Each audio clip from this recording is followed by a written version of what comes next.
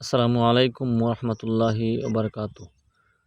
সম্মানিত দিনী ভাই বোনেরা, আজকে আলোচনা করব শবে বরাতের এমন একটা আমল সম্পর্কে, যে আমলটি পৃথিবীর বিখ্যাত উলি, দার্শনিক এবং ইমাম গাজ্জালী রহমতুল্লাহ আলাইহি ওনার পৃথিবীর বিখ্যাত কিতাব ইহয়া উলুমুদ্দিনের মধ্যে উল্লেখ করেছেন।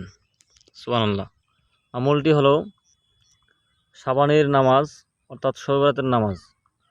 শবে বরাতের নামাজের সম্পর্কে উনি বলেন, সাবানের 15 তারিখ রাতে 2 রাকাত করে 100 রাকাত নামাজ পড়বে। 2 রাকাত করে 100 রাকাত নামাজ পড়বে। প্রতি রাকাতে আলহামদু সূরার পরে 11 বার সূরা কুল হুয়াল্লাহ পড়বে বা ইখলাস পড়বে।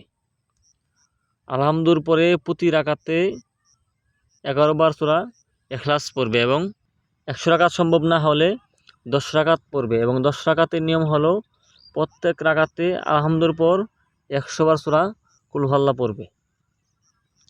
এখন বলবো এই নামাজের ফজিলত। পূর্ববর্তী বুজুর্গগণ, আল্লাহর উলিগণ এই নামাজ পড়তেন এবং একে সালাতে খৈর বলতেন। মাঝে মাঝে তারা এই নামাজ জামাতও পড়তেন। হযরত হাসান বসরি রহমতুল্লাহ বলেন, 30 জন সাহাবী আমার কাছে হাদিস বর্ণনা করেছেন যে যে ব্যক্তি এই রাতে নামাজ পড়বে, আল্লাহ তাআলা তার দিকে 70 বার রহমতের দৃষ্টি দিবেন। সুবহানাল্লাহ। এবং প্রত্যেকবারের দৃষ্টিতে তার 70টি প্রয়োজন মিটাবেন। তার মধ্যে সর্বনিম্ন প্রয়োজন হচ্ছে আল্লাহ রাব্বুল আলামিন তাকে ক্ষমা করে দিবেন, মাগফিরাত।